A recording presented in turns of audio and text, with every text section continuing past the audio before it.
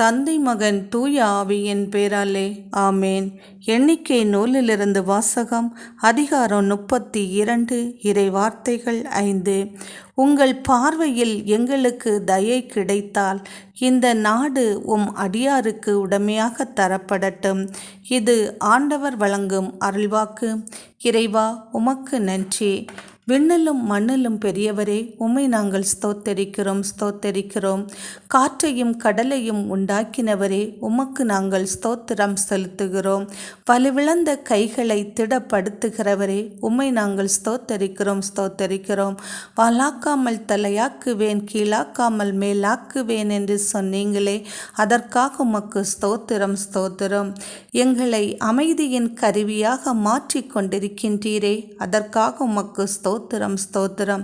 எங்கு பகைமை நிறைந்துள்ளதோ அந்த இடத்தில் அன்பை விதைக்க கிருபை புரிகின்றீரே, உமக்கு ஸ்தோத்திரம்.